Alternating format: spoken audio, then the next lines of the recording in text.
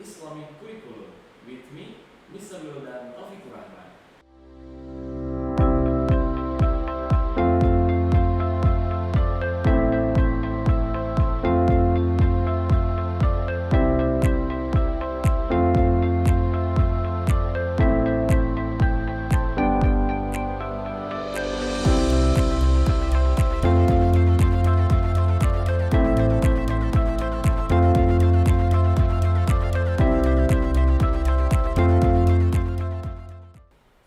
Oke, alhamdulillah pada hari ini kita berjumpa kembali pada program Expodia, Explore Podcast with Arfadia, episode ke-26.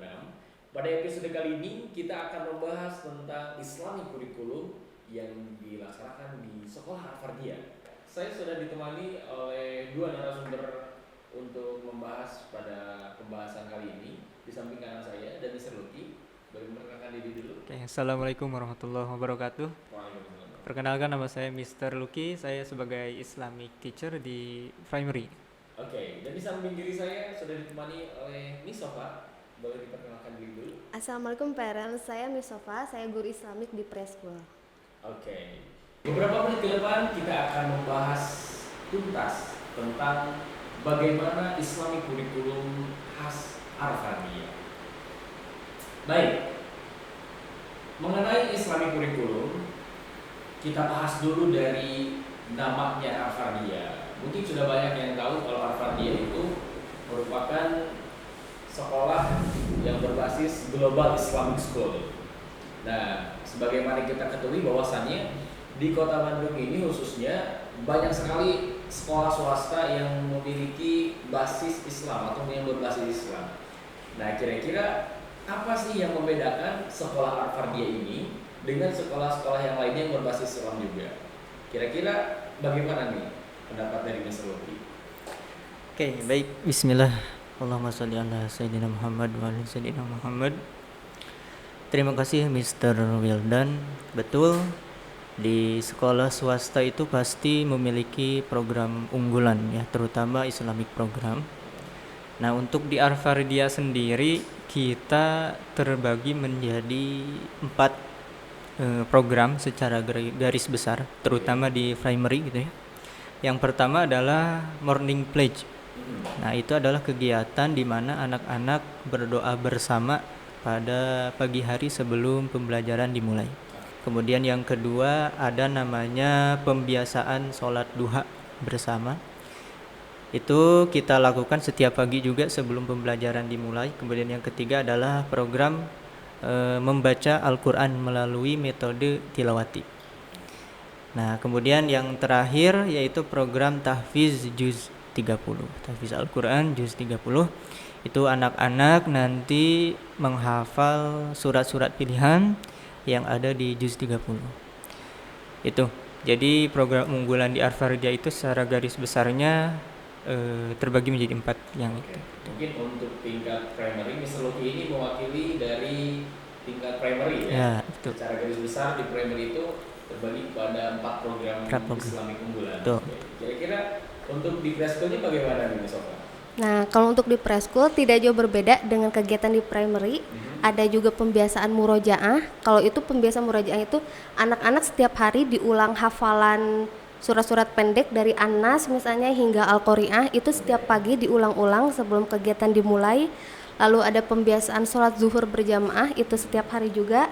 Ada pembinaan tilawati, itu dibagi kelompok setiap kelasnya. Ada juga tahfidz, kalau tahfidz itu ada kegiatannya itu seminggu 2 kali. Kalau murojaah itu setiap hari, kalau tahfidz seminggu 2 kali. Dan satu lagi, sebentar lagi kita akan memasuki bulan Ramadan, Mister. Nah, itu ada namanya tema Ramadan khusus. Kalau di preschool itu ada kegiatan lomba-lomba. Ada seperti lomba membuat parsel, lalu kita insya Allah akan kunjungan ke panti asuhan. Lalu ada juga fashion show anak muslim, dan juga biasanya membuat kartu ucapan lebaran seperti itu. Itu program tahunannya. Seperti itu pembiasaan di preschool, Mister. Oke, berarti sangat beragam sekali ya. Di sini kita lihat tadi pemaparan daripada preschool dan juga primary terkait program Islamiknya secara garis besar. Nah, di samping itu di samping penanaman dari kegiatan-kegiatan yang tadi sudah disampaikan, bagaimana moto daripada sekolah Al-Fardiyah ini, bagaimana cara atau strategi untuk menanamkan karakter Islam? Karena ini justru yang sangat penting dan sangat urgent sekali tentang karakter ini ya. Karena banyak sekali parents itu yang membandingkan kira-kira sekolah mana nih yang bisa menanamkan karakter yang baik kepada anaknya gitu ya, di samping program-program unggulan ini. Nah, kira-kira bagaimana cara menanamkan karakter Islamic leadership peserta didik dalam proses kegiatan belajar mengajar ini? Kira-kira bagaimana Mas Pak? Kalau dari preschool misalnya adanya pembiasaan sholat duhur berjamaah itu ditanamkan bahwa anak-anak itu, kita itu sebagai seorang anak muslim sudah mengenal kita itu diwajibkan untuk sholat. Nah, itu pembiasaan sholat duhur berjamaah itu setiap hari dilakukan dan sudah diterapkan dengan disiplin gitu, bahwa ketika sholat zuhur itu tidak bermain-main, tidak senggol-senggol teman. Jadi diingatkan ketika sholat itu harus fokus, harus tenang, lihat ke tempat sujud. Lalu juga selain itu, kalau di preschool itu diajarkan untuk mencuci piring sendiri setelah makan siang. Itu kan berarti sebagian, karena kebersihan itu sebagian dari iman. Betul. Itu dikenakan juga mahfuzatnya ya Mister ya. Lalu juga kalau anak-anak untuk usia nursery misalnya, dikenalkan bahwa memakai dan melepaskan sepatu itu sendiri. Itu merupakan tanggung jawab untuk pribadinya sendiri. Seperti itu Mister kalau untuk preschool. Jadi mulai sejak preschool sudah diajarkan mencuci piring sendiri. Iya ya, betul Mister. Luar biasa sekali ya. Nah, kira-kira untuk primary Mister Luki bagaimana dalam program menanamkan karakter? Di primary sendiri hampir sama seperti preschool ya. Di kita yang pertama ada morning pledge ya. Morning pledge itu penanaman karakter leadershipnya. Yang pertama adalah anak-anak diajarkan untuk yang pertama berdoa sebelum pembelajaran dimulai ya, kedisiplinan berarti ya. Nah, hal tersebut sesuai dengan keterangan dari Nabi Muhammad SAW, kullu amrin dzibalin, yang itu la yubda bi bismillahirrahmanirrahim fahuwa aqta'u ya, kemudian au ajdamu au abtaru, yaitu barang siapa yang segala perkara itu yang baik terutama tidak dimulai dengan bismillah ataupun doa, maka perkara itu adalah ditolak. Nah, berarti hal tersebut sangat berkesinambungan dengan adanya morning pledge tadi. Terutama kita kan sebelum menuntut ilmu, kita awali dengan kegiatan bismillah dan membaca doa bersama. Nah, hal tersebut senada dengan hadis tersebut. Kemudian yang kedua adalah cuci piring. Betul, sama seperti di preschool. Di primary juga dipelajari atau dilatih untuk mencuci piring sendiri. Nah, itu menanamkan karakter leadership, bertanggung jawab ya. Melatih diri sendiri untuk mencuci piring sendiri gitu ya. Kemudian yang terakhir adalah sholat berjamaah. Nah, itu sholat berjamaah kita tanamkan di sekolah dengan harapan nanti anak-anak bisa membawa kebiasaan tersebut di rumahnya masing-masing gitu. Jadi di sekolah kita terapkan sholat berjamaah dengan harapan di rumahnya juga bisa menerapkan sholat berjamaah di rumah masing-masing seperti itu. Ada hal yang unik nih di sini, di tingkat preschool dan primary ternyata sholat berjamaah sudah dibiasakan gitu ya dalam kegiatan sehari-hari. Kira-kira ada perbedaan nggak di preschool atau di primary?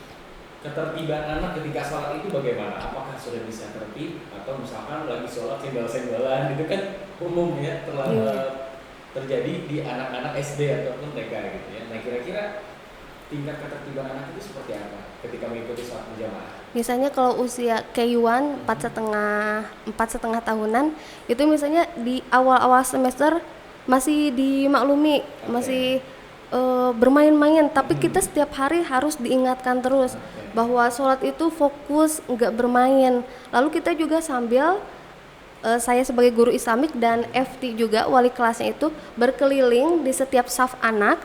Ketika ada anak yang kurang tepat gerakannya dibenerin, bahwa takbiratul ihram itu seperti ini misalnya, atau sujud itu tangannya harus kayak gimana. Jadi sambil dibenerin gerakan tangannya, gerakan kakinya itu sambil kita keliling seperti itu. Mulai dari usia K1 dan biasanya term 2, term 3 atau bahkan sampai ke K itu insya Allah sudah mulai lebih disiplin. Dan memang itu setiap hari harus diingatkan bahwa sholat itu harus fokus, tidak bermain-main, tidak ngobrol seperti itu. Jadi di sini yang berperan itu tidak hanya Islamic teacher Iya, tapi betul. ada kerjasama juga Betul. dengan IT-nya ya. Oke, kira-kira kalau di primary gimana nih Mr. Lucky? Apakah masih ada yang single-singlean atau Oke. bagaimana? Kalau di primary sendiri, Mister, kita terbagi menjadi 2 sesi kebetulan untuk sholat berjamaah. Untuk sesi pertama yaitu lower class. Karena lower class itu kebanyakan masa peralihan mungkin ya dari preschool.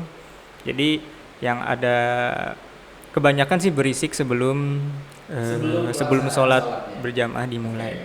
Nah, itu kita bagi menjadi 2 sesi. Yang lower class dulu kita laksanakan, dan itu terbagi menjadi beberapa guru pendamping, Oh, oke. teacher pendamping. Nah, setiap hari ada jadwal piketnya, dan itu terbagi menjadi beberapa guru, minimal ada FT dan imamnya biasanya sudah stay di sana untuk mengkondisikan. Kemudian yang kedua adalah sesi yang kedua, upper class. Nah, kalau untuk upper class sendiri ini alhamdulillah sudah kondusif sebetulnya. Tapi tetap kita menyediakan 2 guru di situ untuk membimbing anak-anak agar lebih terarah. Gitu.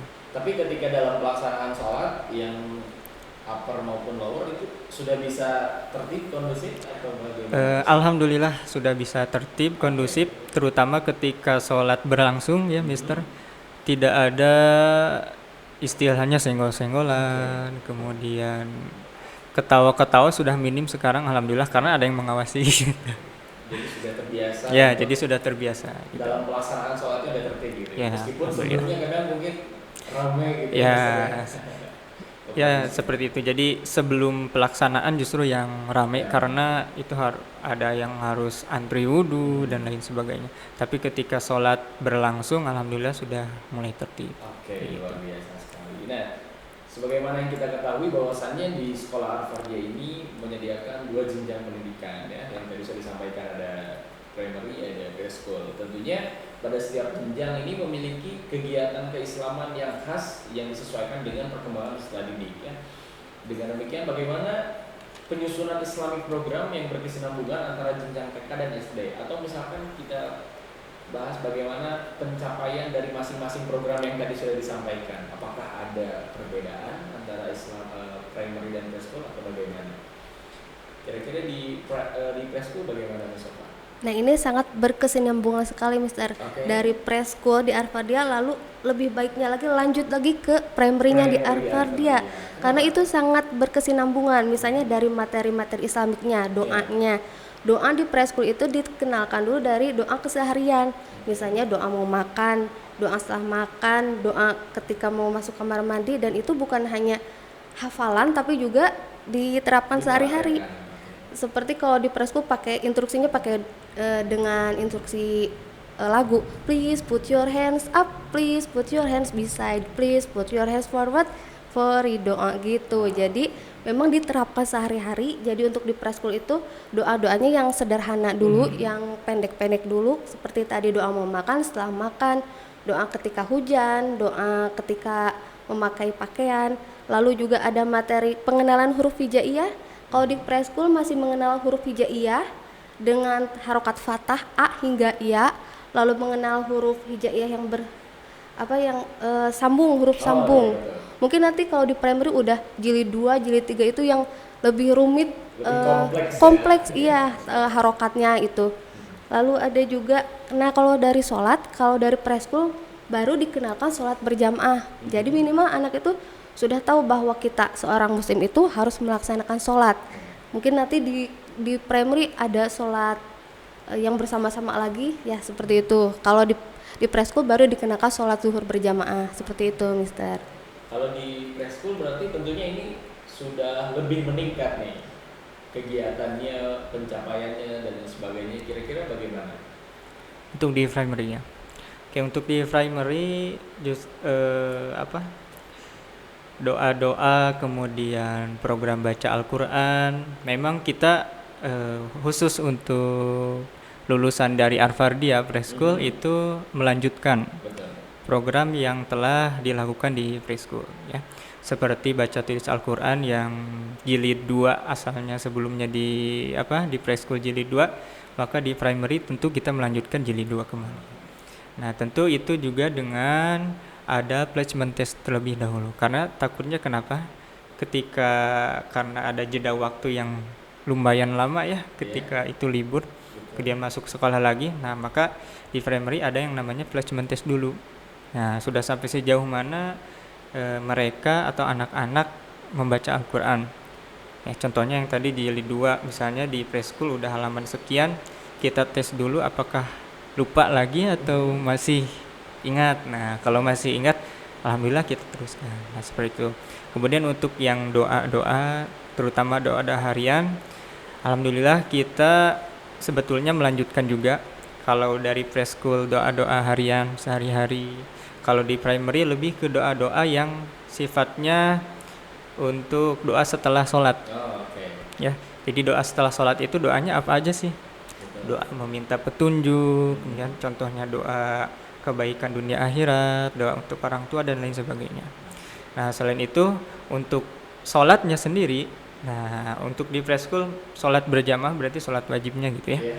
Kalau di primary tentu ada penambahan sholat, namanya sholat sunnah qobliyah dan ba'diyah. Nah, betul. Nah, itu kita pelajari ya, anak-anak pelajari, kemudian niat-niat sholat itu kita pelajari juga seperti apa, dan doa-doa setiap sholatnya juga kita jadi lebih lengkap lagi gitu ya.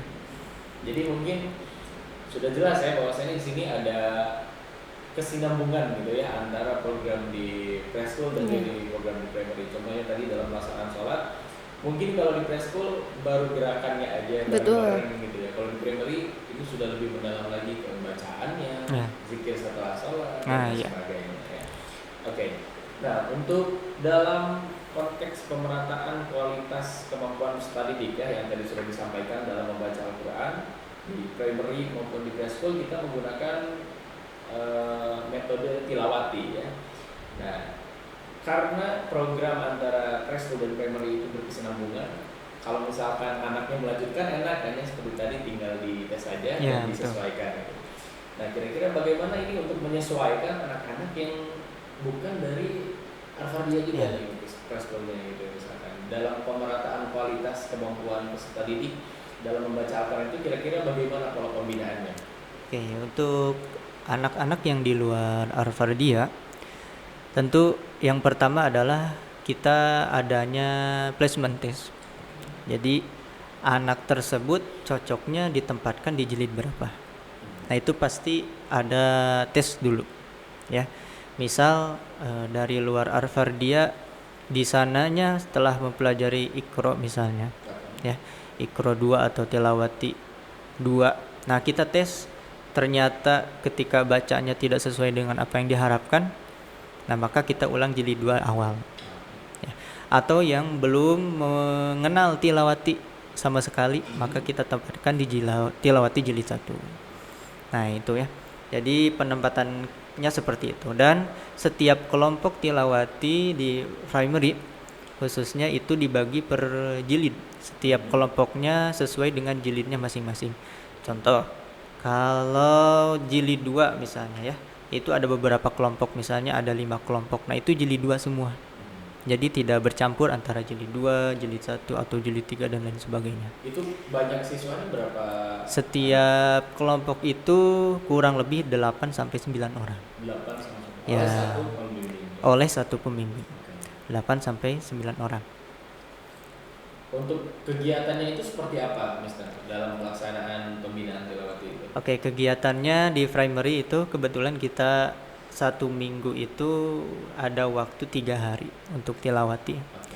3 hari, kemudian metodenya seperti yang kita ketahui ada 3 metode dasar. Yang pertama adalah peraga. Kemudian yang kedua adalah baca simak, yang ketiga adalah baca private sendiri-sendiri, one by one. Nah, itu kita terapkan metode itu dalam setiap kelompok setiap hari setiap hari 3 hari dalam seminggu. Itu Mister, itu cara pelaksanaannya. Kurang lebih seperti itu. Kalau untuk memfollow up perkembangan anaknya, Oke. bagaimana Mister? Untuk follow up perkembangan anaknya sendiri, nah kita dalam satu semester itu kita beri waktu 2 kali munakosah. Nah 2 kali berarti ada 2 kali evaluasi untuk anak-anak selama satu semester.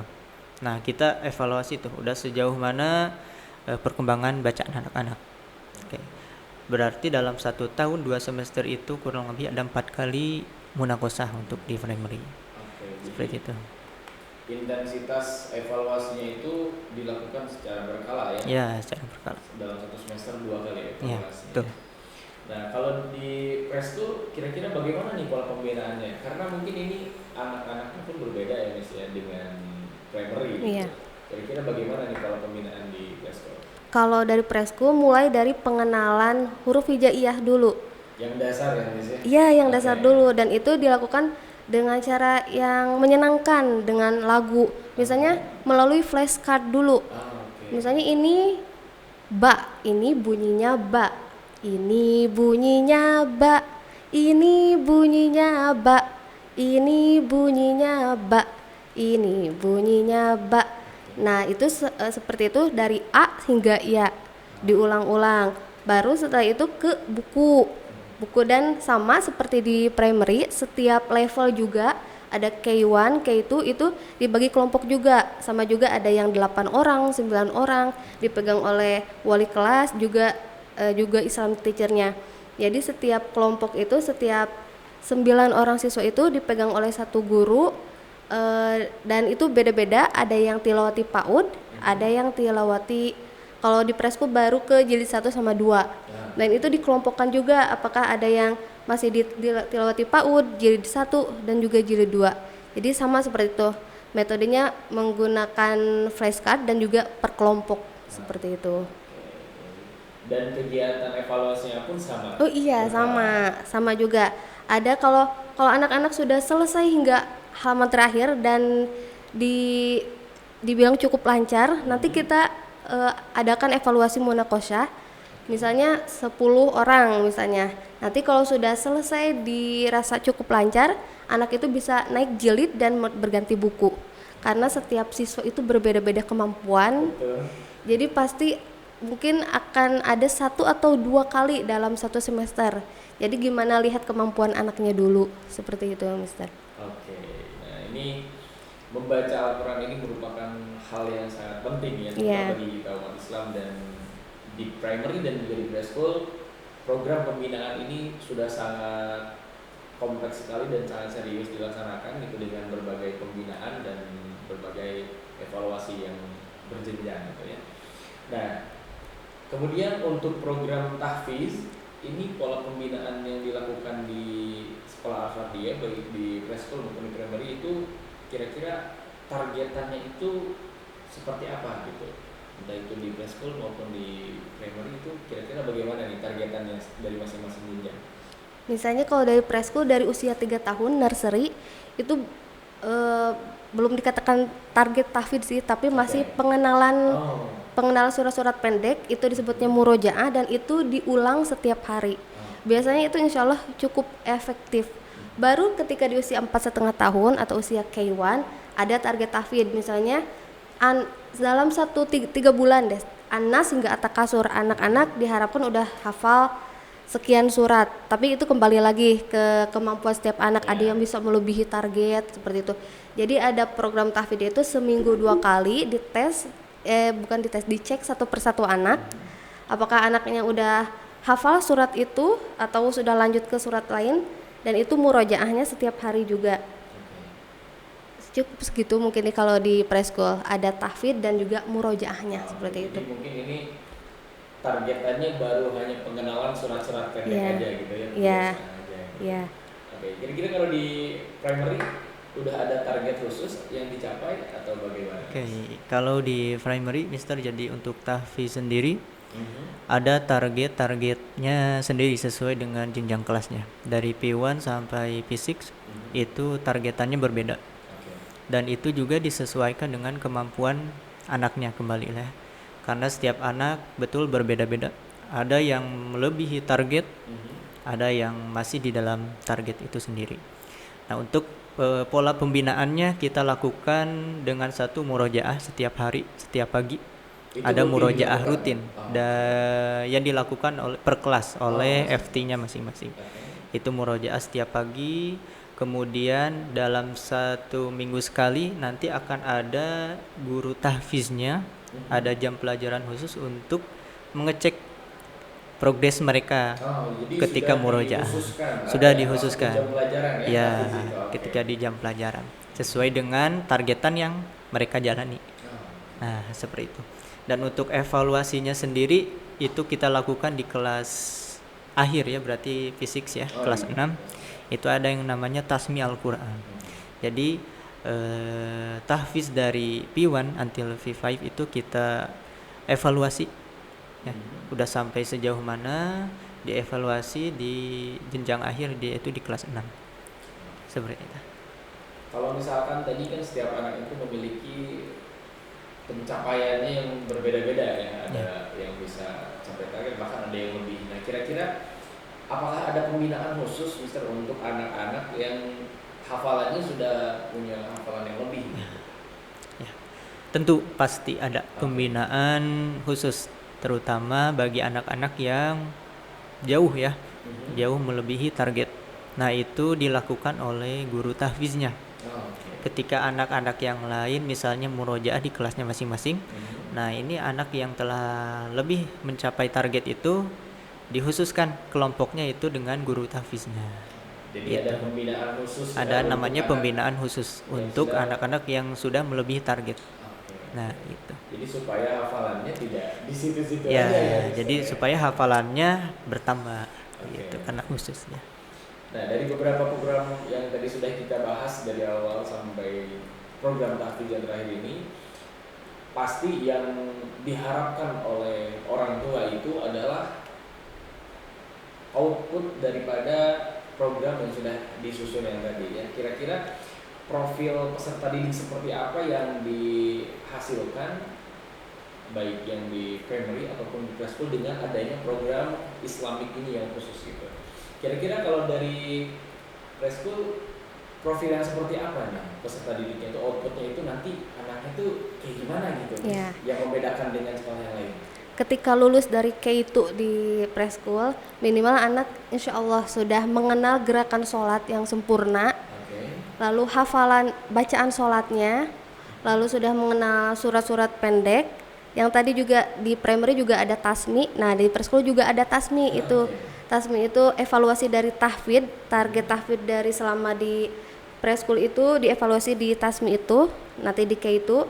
Lalu juga ada rapot khusus untuk Islamik. Oh, oke. Bagaimana kegiatan Islamik selama semester itu, apakah doa-doanya seperti apa, anak-anak itu bacaan mengajinya seperti apa. Dari mengajinya minimal anak sudah mengenal seluruh huruf hijaiyah, berharokat fathah dan hijaiyah yang sudah bersambung atau tilawati jilid 1 seperti itu. Jadi minimal anak insya Allah sudah bisa mengaji gitu.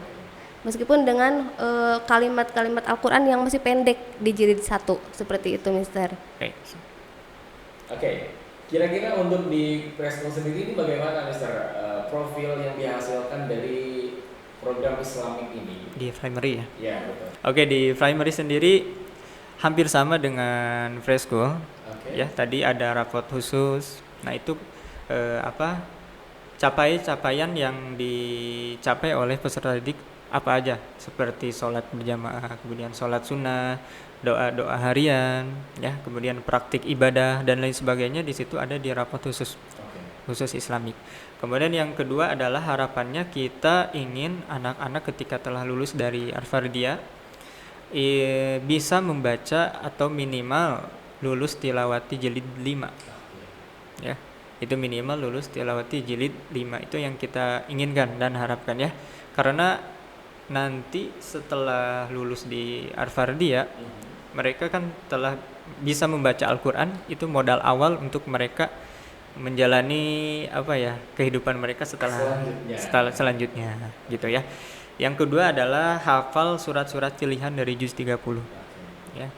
Jadi minimal hafal beberapa surat-surat pilihan yang ada di juz 30 ya. Untuk apa? Nanti untuk bahan atau bekal mereka ketika sholat ya, karena sholat kan harus ada surat yang dibaca ya, surat-surat pilihan. Biar tidak surat itu lagi ya. Dan dari semua output itu harapannya ya, ini juga perlu kerjasama dari orang tua ya, karena Islamik itu tidak bisa dari sekolah saja gitu Mister ya, karena Islamik itu menyeluruh ya, jadi menyangkut kehidupan anak. Jadi tidak di sekolah saja, tapi harapannya orang tua dapat membantu ketercapaian anak-anak gitu. Nah, ini yang salah satu yang unik yang tadi saya simak ini, di antara primary dan preschool itu di Arfardia itu ada rapat khusus ya, ada rapat khusus untuk Islamik. Nah, di sana apa aja yang dijelaskan di rapat khusus itu secara mendetailnya? Nah, kalau di preschool sendiri ada berbagai macam poin, ada dari hafalannya, ada dari pelafalan Asmaul Husna-nya, doa-doa hariannya, kegiatan materi Islamik sehari-harinya. Misalnya kalau di preschool itu ada mengenal huruf hijaiyah, mengenal angka Arab, tapi misalnya melalui dengan permainan itu, misalnya mencocokkan angka hijaiyah, menebalkan huruf hijaiyah, lalu juga pengenalan mahfudat singkat untuk menanamkan kepada jiwa anak itu bahwa sebagai seorang anak muslim itu kita itu harus menjadi anak yang cinta kebersihan loh. Ada prinsip hidup. Iya, betul. Terus menanamkan kepada karakter bahwa anak Islam itu harus murah senyum kepada setiap orang, seperti itu. Jadi ada poin-poinnya tersendiri untuk Islamik di preschool seperti itu, Mister. Begitupun di primary mungkin ya? Ya, hampir sama, Mister. Jadi karena kita kan punya target sendiri, jadi target itu kita ujikan biasanya setiap praktikal. Jadi kita ada 2 kali praktikal ya, dalam 1 semester ada CA praktikal sama SA praktikal. Nah, itu target yang ada di buku Islamik, karena kita ada buku Islamik, itu kita ujikan dan nantinya akan tercantum di rapot khusus nanti. Isinya kurang lebih ada program tilawati, kemudian tahfiz, praktik ibadah, doa-doa harian dan lain sebagainya. Oke, jadi dengan adanya rapot khusus Islamik ini, orang tua lebih enak gitu ya memonitor kira-kira pencapaian anak saya itu semester ini sudah sampai mana nih gitu ya. Dan jadi untuk bahan evaluasi juga jadi bagus ya. Oke, nah kira-kira itu pembahasan mengenai Islamic Curriculum yang digunakan di Arfardia, baik itu di preschool maupun primary. Mudah-mudahan ini bisa menjadi pemahaman yang baru bagi parents semuanya, dan juga ini menjadi salah satu opsi pilihan yang mana Islamic Curriculum ini sangatlah penting gitu ya, sangatlah penting diutamakan bagi anak-anak kita, terutama di masa pertumbuhannya di primary maupun di preschool. Nah, mungkin itu saja pembahasan kita sore hari ini. Saya ucapkan terima kasih kepada Mr. Ruki yang sudah menemani saya dan juga Miss Oka. Mudah-mudahan perbincangan kita hari ini mendapatkan manfaat gitu ya bagi kita semuanya. Oke, ada beberapa informasi yang ingin saya sampaikan. Di antaranya untuk informasi PPDB, penerimaan peserta didik baru untuk batch kedua itu sampai tanggal 29 Februari tahun 2024. Jadi bagi parents semuanya yang belum mendaftarkan anaknya ke Arfardia, baik itu primary maupun preschool, bisa langsung daftar saja di link ppdb.sekolaharfardia.sch.id. Batch kedua sampai tanggal 29 Februari tahun 2024. Di samping itu kita juga melaksanakan trial. Jadi bagi parents semuanya yang ingin mengetahui kira-kira bagaimana sih gitu ya, kegiatan pembelajaran di Arvardia itu dan kira-kira anaknya betah atau enggak gitu ya. Nah ini bisa mom semuanya, parent semuanya untuk mengikuti trial batch ketiga. Untuk preschool akan dilaksanakan pada tanggal 2 Maret tahun 2024 dan primary pada 16 Maret 2024. Untuk itu, untuk mengetahui seluruh informasi terbaru, update terkini, parents semuanya juga bisa mengikuti media sosial kami di Instagram di @sekolah_arvardia dan Facebook Arvardia School dan juga di channel YouTube Arvardia Global Islamic School. Untuk episode ke-26 ini itu saja yang bisa saya sampaikan. Mohon maaf atas segala kesalahan dan kekurangannya. Semoga kita semua selalu diberikan kesehatan dan kelancaran. Terima kasih atas kesetiaannya selalu menonton Expodia. Sampai jumpa di episode selanjutnya. Assalamualaikum warahmatullahi wabarakatuh.